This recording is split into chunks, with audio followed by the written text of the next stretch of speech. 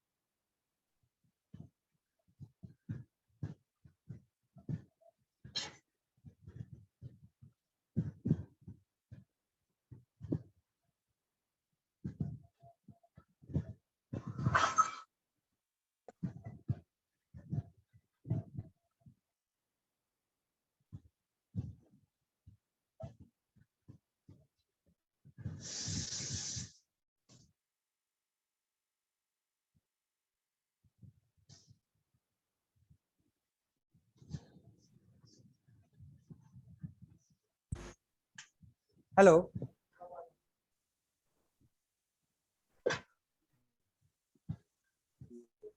Hello. Season के चलते हाँ मंत्री मर गए पते ना हेलो। यहाँ के मंत्री ने वसूल करने की जिम्मेदारी भी जमींदारों को दे दी गई और कुल वसूली का एक हिस्सा अंग्रेजों को जाने लगा। ये भारत के कुल भू क्षेत्र का लगभग 19% था, यानी 19% में जमींदारी व्यवस्था लागू की गई। जमींदारी व्यवस्था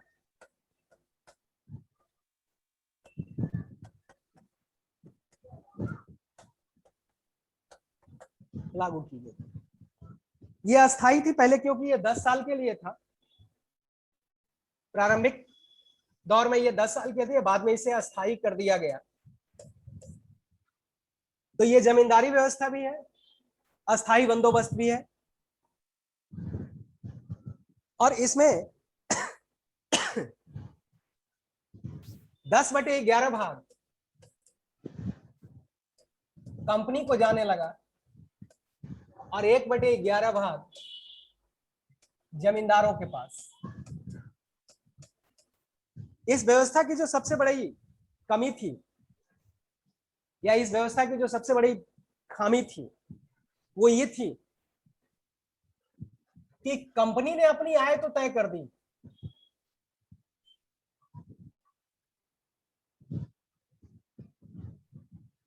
कि जो भी वसूल होगा उसका इतना हिस्सा मुझे मिलेगा, मुझे देना होगा।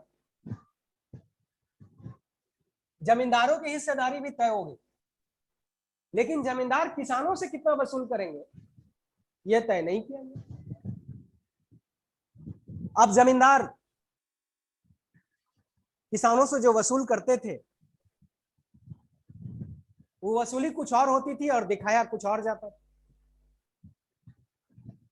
क्योंकि किसानों को कितना देना है ये दर तो तय नहीं थी। नतीजा ये हुआ कि जमींदार किसानों से मनमानी वसूली करने लगे।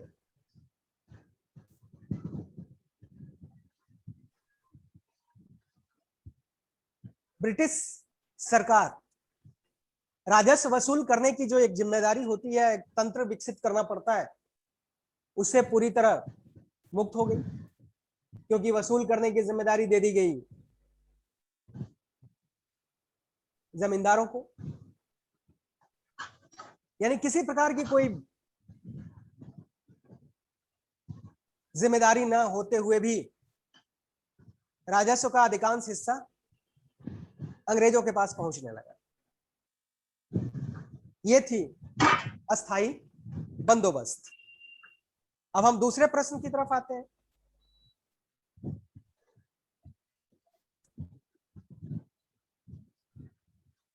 दूसरा प्रश्न है, विभिन्न विदेशी आक्रांताओं ने यहाँ पे गलत प्रिंट हुआ है। विभिन्न विदेशी आक्रांताओं ने भारतीयों के साथ हिंसा का और प्रायः क्रूरता का व्यवहार किया है। ये जो नहीं है ये गलत प्रिंट हुआ है।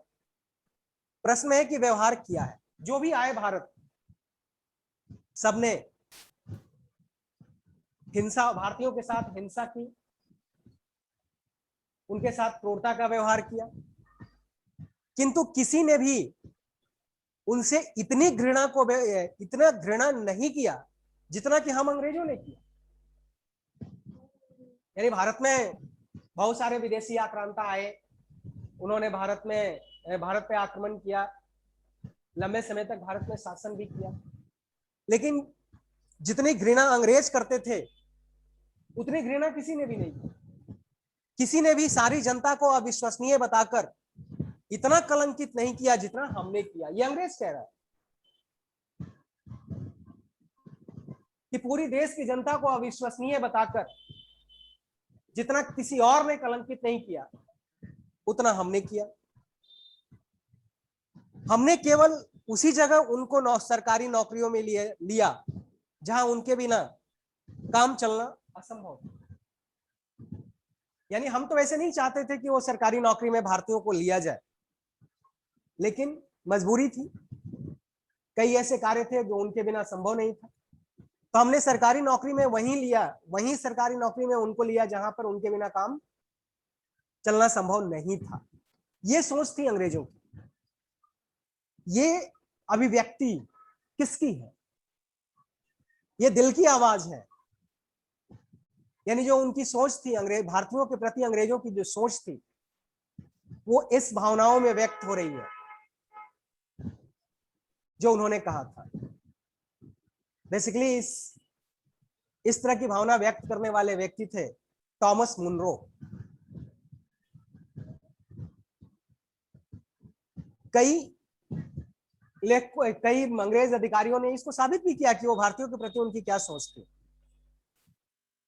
पहले तो ये कहते थे कि ये असभ्य है, दूसरी बात ये कहते थे कि ये शासन करने लायक नहीं है। कई जगहों पर जहां अंग्रेज जाते थे वहां भारतीयों को जाने की इजाजत नहीं थी। Indian and Indians dog are not allowed, इस तरह के बोर्ड लगाए जाते थे। रेशियल डिस्क्रिमिनेशन होता था, चाहे सेना हो, चाहे पुलिस हो, चाहे सिविल सेवा हो, उच्च पदों पर उनकी नियुक्ति नहीं होती थी, उनके साथ भेदभाव किया जाता था। तो निश्चित तौर पर जो अंग्रेजों की सोच थी, जो मानसिकता थी, उसको उन्होंने इन शब्दों में व्यक्त किया, टॉमस मुनरो। जिस साहित्य का वो अध्ययन करना चाहते थे, भारतीय साहित्य का अध्ययन करना चाहते, मैकाले क्या कहता था कि एशिया और अरब, यानी पूरे एशिया का जो साहित्य है और यूरोप के पुस्तकालय के एक सेफ में जो पुस्तकें रखी गई हैं, अगर दोनों की तुलना की जाए तो यूरोपियन साहित्य अधिक समृद्ध है। ये उनकी संकीर्ण मानसिकता का परिचय है। मैकाले कहता था कि हम तो इनको अंग्रेजी शिक्षा इसलिए दे रहे हैं, ये रंग रूप से तो भारतीय रहे, लेकिन इनकी सोच अंग्रेजों जैसी हो। तो इस तरह की मानसिकता के साथ,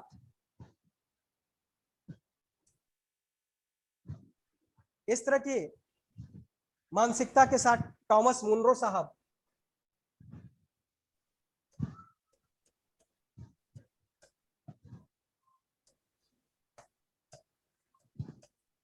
मुनरो ने ये बात कही,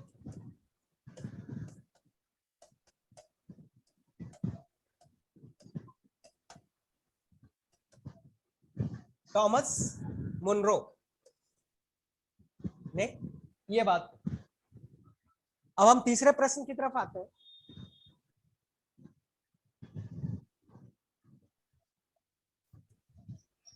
तीसरा प्रश्न,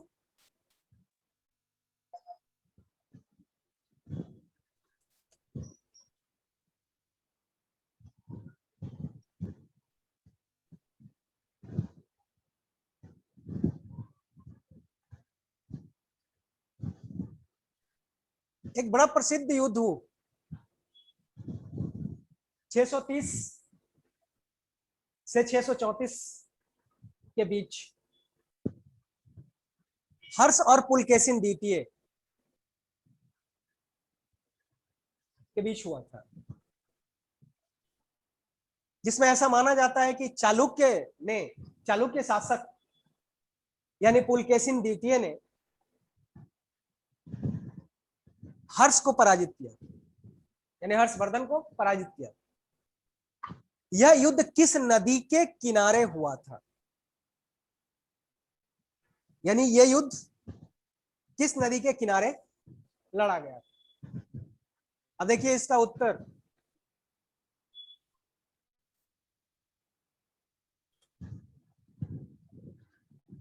नर्मदा।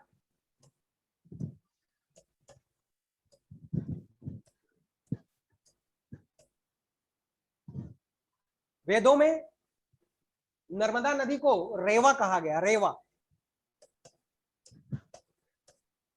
रेवा अर्थात नर्मदा नदी। हिमालय से निकलने वाली आमतौर पे नदियां बंगाल की खाड़ी में गिरती है, हालांकि नर्मदा नदी अमरकंटक से निकलती है,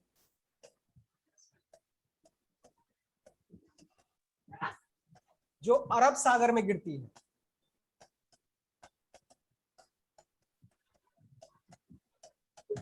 ये अरब सागर में गिरती है। इसी नदी के किनारे ये युद्ध हुआ था। ताप्ती नदी भी है जो रिफ्ट वैली से होकर बहती है, नर्मदा भी। ये दो ऐसी नदियां हैं जो कि समुद्र के मुहाने पर एस्चुअरी बनाती है, बाकी नदियां डेल्टा बनाती है। ये अमरकंटक से निकलती है, बहुत पुरानी नदी। इसके अतिरिक्त ये नदी भारत को लगभग बीचों बीच बांटती है, उत्तर और दक्षिण में। इसी नदी के किनारे ये युद्ध हुआ था। अब हम इतिहास के प्रश्न के मूल प्रश्न पर आते हैं कि मूल प्रश्न क्या था। मूल प्रश्न यह था कि किस नदी के किनारे यह युद्ध हुआ था। देखिए, पुल केशिन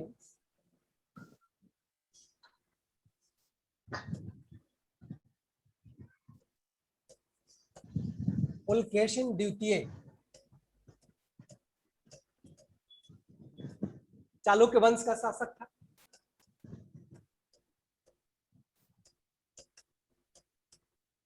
चालुक्य वंश का शासक था ये। नर्मदा के तट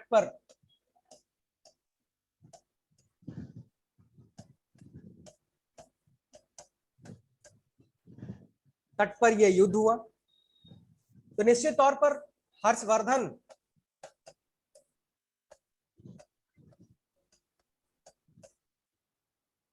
नर्मदा नदी को क्रॉस करके पुलकेशिन द्वितीय पर आक्रमण करने की कोशिश की होगी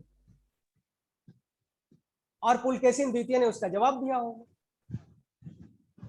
इसमें बुरी तरह हर्षवर्धन पराजित हुए। हर्षवर्धन की जो दक्षिण विजय की लालसा थी वो अधूरी रह गई और हर्षवर्धन के साम्राज्य की जो सीमा थी वो नर्मदा नदी बन गई। सवाल है कि ये हर्षवर्धन हारा भी था या नहीं, क्योंकि इसका वर्णन जो इसके बारे में सबसे ज्यादा लिखा है एक हर्षचरित बाणभट्ट की पुस्तक है। उसमें इस युद्ध के बारे में कोई वर्णन नहीं किया गया। हो सकता है कि बाणभट्ट हर्षवर्धन के दरबार में था तो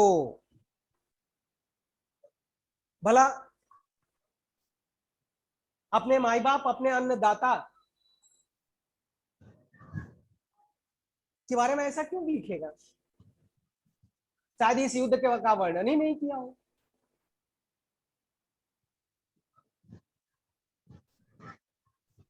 कोई भी दरबारी अपने राजा के विजय गाथा का बखान करेगा ना, कि उसकी पराजय का बखान करेगा। अपेक्षा भी यही की जाती। तो हो सकता है कि इस युद्ध को बाणभट्ट ने नजरअंदाज कर दिया हो। इस युद्ध के बारे में जानकारी हमें कहां से मिलती है? तो एहोल अभिलेख से। एहोल अभिलेख से। एहोल अभिलेख से इसकी जानकारी हमें मिलती है और इसकी रचना रवि कीर्ति ने की थी। रवि कीर्ति ने की थी। ये पुलकेशिन द्वितीय का दरबारी था, तो इसने अपने राजा की प्रशंसा में ऐसा लिखा। तो संदेह दोनों पर होता है। रवि कीर्ति पर भी होता है कि उसने सच्चाई कुछ और थी और अभिलेखों में कुछ और लिखा। बाणभट्ट पर इसलिए शक होता है कि उसने अपने राजा की पराजय को छुपाया, यानी निष्पक्षता से वर्णन नहीं किया। तो इस युद्ध को लेकर ही संशय उत्पन्न हो जाता है, क्योंकि ये इसका दरबारी कवि था और दरबारी कवि होने के नाते अपने राजा की प्रशंसा करना वो अपना कर्तव्य समझता था। खैर, ये तो इतिहासकारों के लिए इतिहासकारों का विषय है, लेकिन यह प्रश्न बहुत महत्वपूर्ण है कि यह युद्ध किस नदी के किनारे हुआ था। तो नर्मदा नदी के किनारे हुआ था। अब हम तीसरे प्रश्न की तरफ आते हैं तीसरा प्रश्न क्या है? तीसरे चौथे प्रश्न की तरफ हम आते हैं। वर्धा योजना क्या है? वर्धा योजना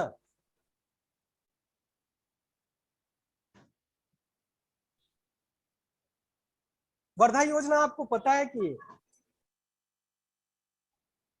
यह शिक्षा से संबंधित है।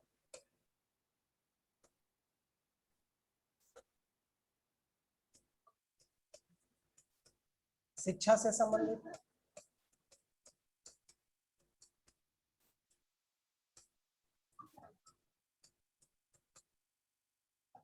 दूसरी बात ये, महात्मा गांधी ने अपनी पत्रिका हरिजन में एक लेख लिखा था,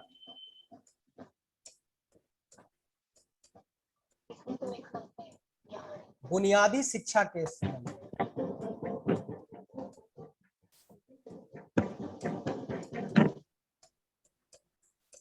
बुनियादी शिक्षा के संबंध में एक लेख लिखा था। जब वर्धा में, यानी ये महाराष्ट्र में है, जब यहां पर एक राष्ट्रीय शिक्षा सम्मेलन हुआ,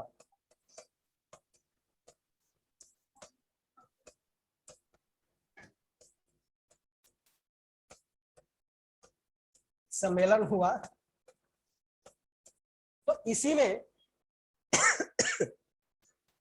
महात्मा गांधी से ये लेख से संबंधित जो शिक्षा की योजना थी उसको इसमें प्रस्तुत किया गया।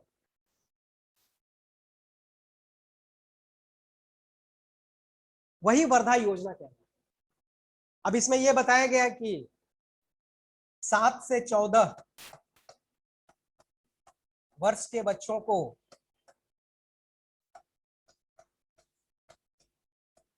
मुफ्त और अनिवार्य शिक्षा दी जानी चाहिए।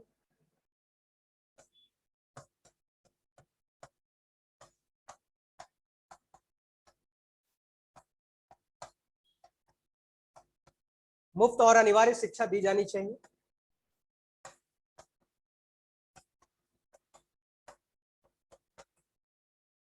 इसके अतिरिक्त ये इस योजना में यह भी था कि शिक्षा का माध्यम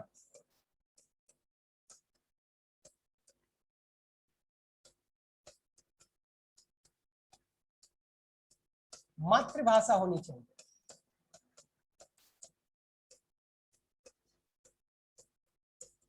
यह है वर्धा योजना,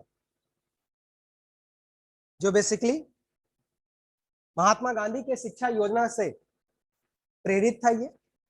और जब राष्ट्रीय शिक्षा सम्मेलन हुआ वर्धा में, तो उसकी रूपरेखा प्रस्तुत की गई। वही वर्धा योजना कहलाती है।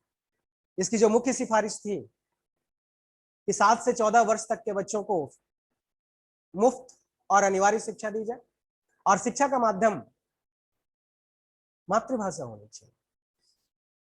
अब हम नेक्स्ट क्वेश्चन की तरफ आते हैं।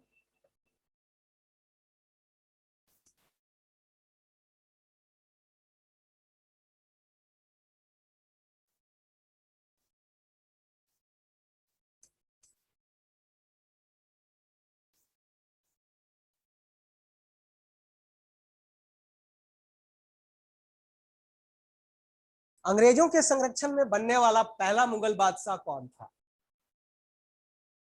तो अंग्रेजों के संरक्षण में बनने वाला पहला मुगल बादशाह अकबर द्वितीय।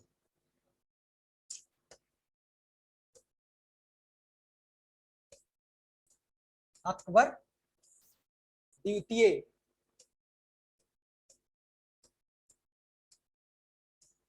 ये शाह आलम द्वितीय का बेटा था, और इसके बाद बहादुर शाह जफर बने, जो कि अंतिम मुगल बादशाह थे। बहादुर शाह जफर बने, जो अंतिम मुगल बादशाह थे। इन्होंने ही, यानी अकबर द्वितीय ने ही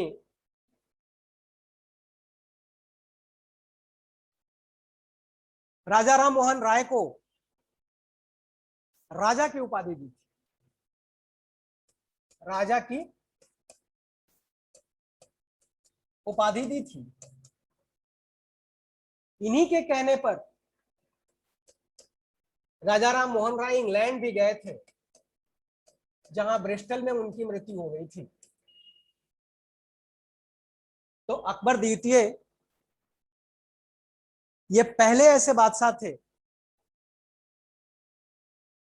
जिनका राज्याभिषेक अंग्रेजों के संरक्षण में हुआ था।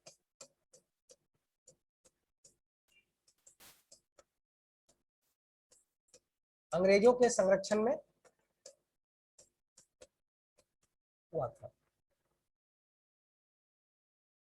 यानी एक तरह से हम कह सकते हैं कि ये मुगल शासन का अंतकाल था।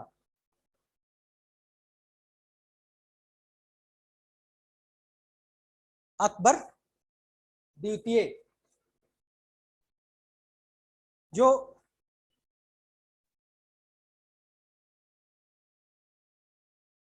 मुगल बादशाह रहे थे। अब हम नेक्स्ट क्वेश्चन की तरफ आते हैं।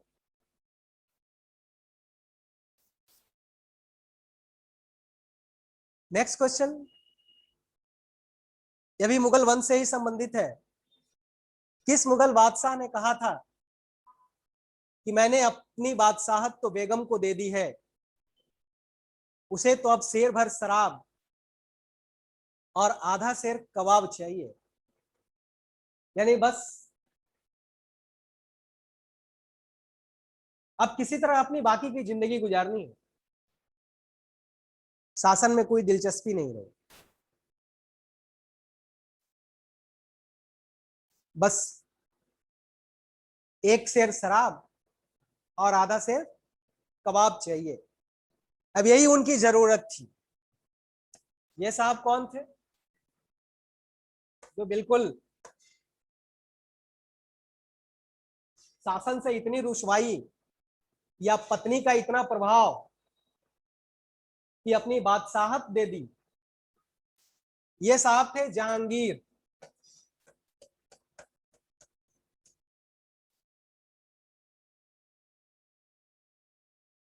जहांगीर और मैडम थी नूरजहां। इन्हीं को उन्होंने अपनी बादशाहत दे दी थी। इनके पिता भी थे, इनके भाई भी थे। एक तरह सबने मिलकर पूरे ससुराल का कब्जा हो गया मुगल बादशाह पर, मुगल साम्राज्य पर। एक तरह से जहांगीर कैदी की तरह हो गए थे। नूरजहां ये उपाधि थी, उनका नाम था मेहरुनिशा। मेहरुनिशा बहुत खूबसूरत थी, इसलिए उन्होंने नूरजहां की उपाधि दी थी।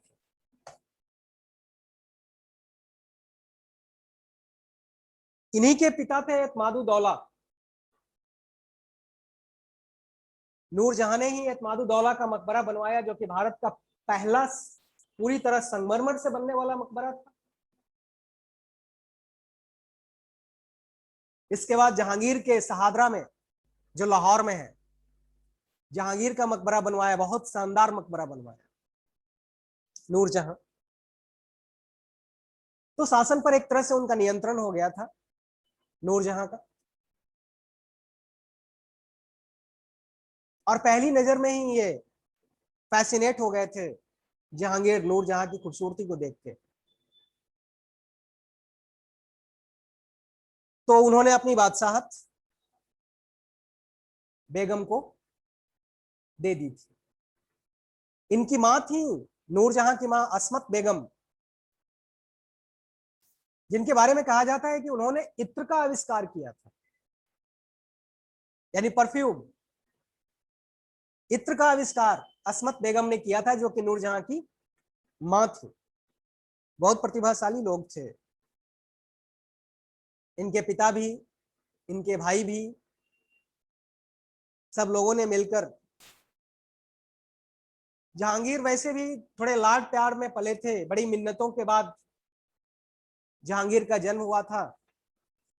और बचपन से इतना लाड़ प्यार मिला अकबर का। आपको पता है कि जहांगीर को बचपन से ही शराब पीने की आदत पड़ गई थी।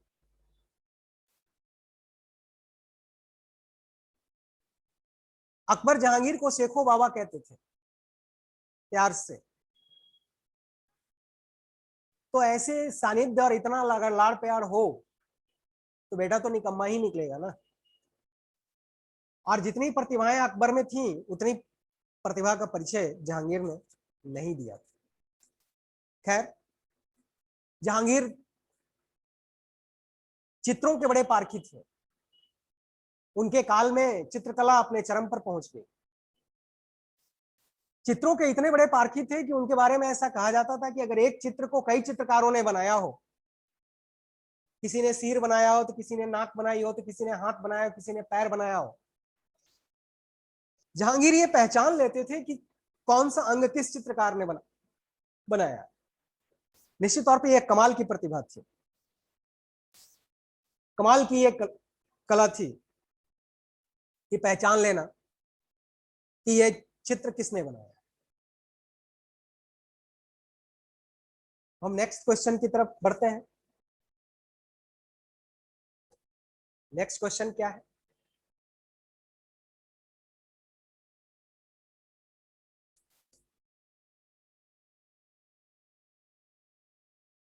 एक्चुअली ये आर्थ नहीं, आर्य संस्कृति। आर्य संस्कृति को किन चार प्रदेशों में, आर्य संस्कृति में किन चार प्रदेशों का उल्लेख मिलता है? यानी आर्य संस्कृति को किन भौगोलिक प्रदेशों में बांटा गया? अब इसमें अगर इसके भौगोलिक प्रदेशों को अगर हम भौगोलिक प्रदेशों की अगर बात करते हैं तो सबसे पहला है ब्रह्मवर्त,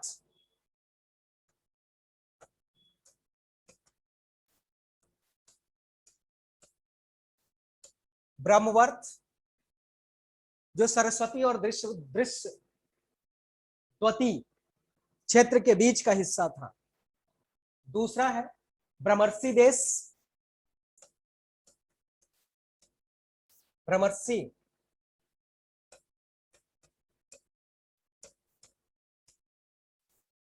तीसरा है मध्य देश,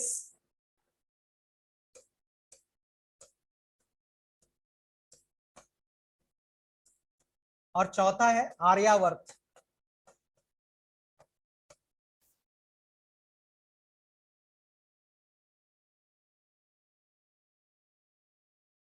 ये चार आर्य संस्कृति में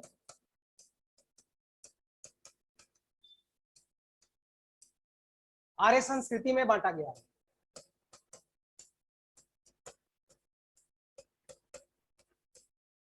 ब्रह्मवर्त, भ्रमर्सी देश, मध्य देश और आर्यावर्त। ब्रह्मवर्त में सरस्वती और दृश्यवती के बीच के क्षेत्र को शामिल किया गया है। भ्रमर्सी देश में सूरसेन, कुरुक्षेत्र, पांचाल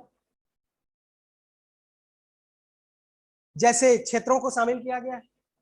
मध्य देश में हिमालय से लेकर विंध्य पर्वत तक के बीच के क्षेत्रों को मध्य देश में शामिल किया गया है। और आर्यावर्त अर्थात दो समुद्रों के बीच के क्षेत्र को या दो पर्वतों के बीच के क्षेत्र को आर्यावर्त कहते हैं। तो इस प्रकार आर्य संस्कृति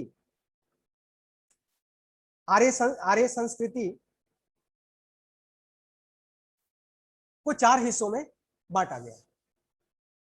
अब हम नेक्स्ट क्वेश्चन की तरफ आते हैं।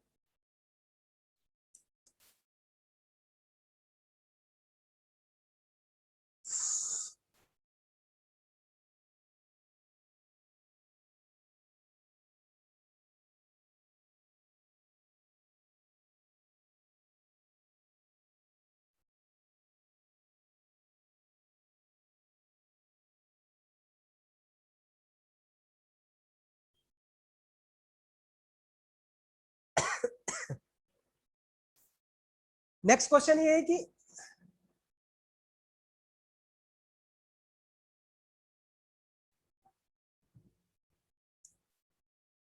नेक्स्ट क्वेश्चन है कि संविधान के किस अनुच्छेद के तहत राज्यपाल को विवेक के अनुसार कार्य करने की स्वतंत्रता दी गई है?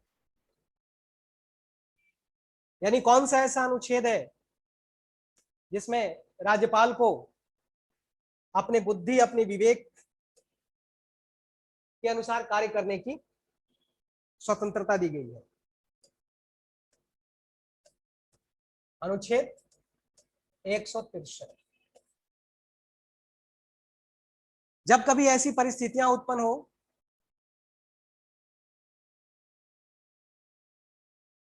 तो राज्यपाल अपने विवेक का उपयोग कर सकते हैं, अर्थात वो विधान परिषद, अर्थात वो विधानसभा या मुख्यमंत्री की सलाह के बिना भी वो कार्य कर सकते हैं।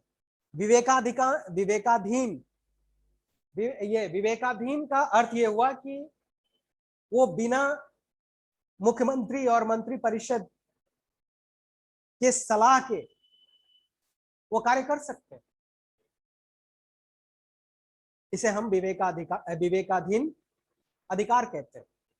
ये अधिकार राष्ट्रपति के पास नहीं है, ये अधिकार सिर्फ और सिर्फ राज्यपाल के पास है। राज्यपाल को यह अधिकार दिया गया है। अनुच्छेद 163, जब वो मुख्यमंत्री और मंत्री परिषद के सलाह के बिना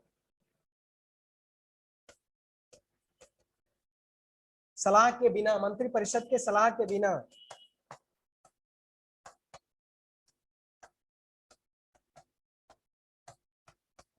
कार्य कर सकते हैं, कार्य करते हैं।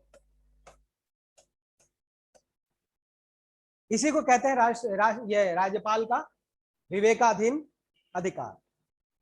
नेक्स्ट क्वेश्चन की तरफ आते हैं।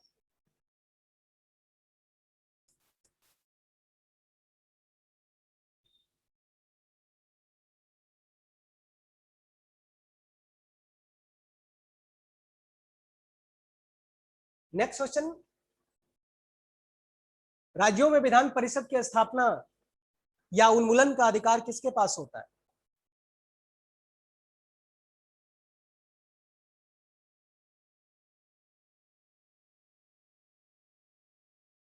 यानी राज्यों में विधान परिषद की स्थापना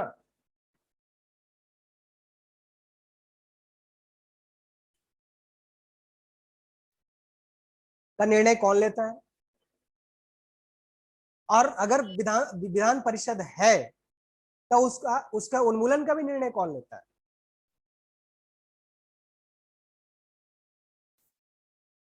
यह निर्णय लेने का अधिकार सिर्फ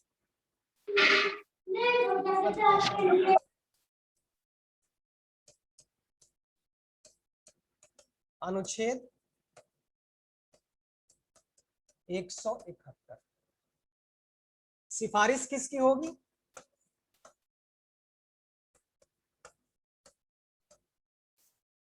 सिफारिश किसकी होगी?